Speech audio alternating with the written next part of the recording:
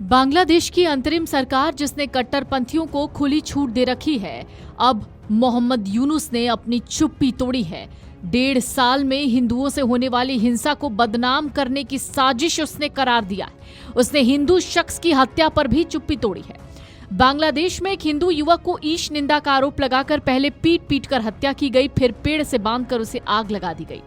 इस घटना की मोहम्मद यूनुस की अंतरिम सरकार ने निंदा की। बांग्लादेश सरकार ने कहा कि नए बांग्लादेश में ऐसी हिंसा के लिए कोई जगह नहीं है। बांग्लादेश ने कहा कि इस अपराध में शामिल किसी को भी नहीं बख्शा जाएगा। मृतक की पहचान दीपू चंद्र दास के रूप में हुई है, जो एक युवा गारमेंट फैक्ट्री कर्मचारी था और भालुका जिला के डुबालिया पाड़ा इलाके में किराए पर रहता था। पुलिस के मुताबिक गुरुवार रात करीब 9 बजे कुछ स्थानीय लोगों ने उस पर पैगंबर मोहम्मद के खिलाफ कथित अपमानजनक टिप्पणी करने का आरोप लगाया था।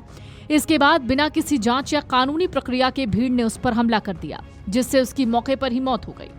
आपको बता दें, पिछले साल अगस्त में शेख हसीना की सरकार के पतन के बाद कट्टर इस्लामिक संगठनों ने हिंदुओं के खिलाफ हिंसा शुरू कर दी। रिपोर्ट कहती है सैकड़ों हिंदुओं के घर तोड़े गए, कई हिंदुओं की हत्या कर दी गई, लेकिन मोहम्मद यूनुस ने चुप्पी साध रखी थी। अब जबकि इस घटना का वीडियो वायरल हुआ और मोहम्मद यूनुस के लिए इस घटना को झुठलाना नामुमकिन था, तो उसने इस घटना की निंदा की। बांग्लादेश की सरकार की तरफ से जारी आधिकारिक बयान में नागरिकों से सतर्क रहने और हर तरह की हिंसा को खारिज करने की अपील की है। बयान में कहा गया कि देश में हिंसा, आगजनी और डर फैलाने की घटनाएं कुछ अलग थलग आतंकवादी तत्वों द्वारा अंजाम दी जा रही हैं। सरकार ने कहा, हम हिंसा, भय, आगजनी और संपत्ति को नुकसान पहुंचाने की सभी घटनाओं की सख्ती से निंदा करते हैं। बयान में ये भी कहा गया कि बांग्लादेश इस समय एक ऐतिहासिक लोकतांत्रिक परिवर्तन के दौर से गुजर रहा है और अराजकता पैदा करने की कोशिशों से देश को शांति के रास्ते से भटकाने नहीं दिया जाएगा। सरकार ने बयान में कहा कि हम मेमन सिंह में हुई घटना की कड़ी निंदा करते हैं, जिसमें एक हिंदू व्यक्ति को पीट पीट कर मार डाला गया। नए बांग्लादेश में ऐसी हिंसा की कोई जगह नहीं है। इस क्रूर अपराध में शामिल किसी भी व्यक्ति को बख्शा नहीं जाएगा। बांग्लादेश के चीफ एडवाइजर मोहम्मद यूनुस ने देर रात राष्ट्र के नाम टेलीविजन पर दिए गए भाषण में हादी की मौत की घोषणा की और उसके हत्यारों को पकड़ने के लिए तुरंत कार्रवाई का भी भरोसा दिया था। सरकार ने देश के जाने माने अखबारों के पत्रकारों के साथ एकजुटता भी जाहिर की, जो गुस्से वाली भीड़ द्वारा दफ्तरों में तोड़फोड़ और आग लगने से बाल बाल बच गए थे। सरकार ने कहा, हम आपके साथ हैं। आपके साथ हुई दहशत और हिंसा के लिए हमें बहुत अफसोस है।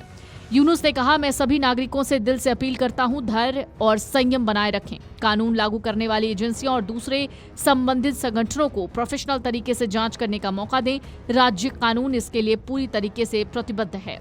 फिलहाल बांग्लादेश में हालात सामान्य नहीं हैं। इस बीच जिस तरीके से मोहम्मद यूनुस ने चुप्पी तोड़ी है, उसके बाद से ये लग रहा है कि हो सकता है थोड़ी देर में बांग्लादेश में शांति नजर आए। लेकिन आपको बता दें, ढाका यूनिवर्सिटी और शाहबाग से शुरू हुआ गुस्सा अब राजधानी ढाका, चटगांव और मेमन सिंह तक फैल चुका है। हालात इतने खराब हो गए हैं कि प्रोथोमालो और डेली स्टार जैसे देश के बड़े अखबारों के दफ्तरों पर हमले हुए, आगजनी की गई और कर्मचारियों को जान बचाकर बाहर भागना पड़ा।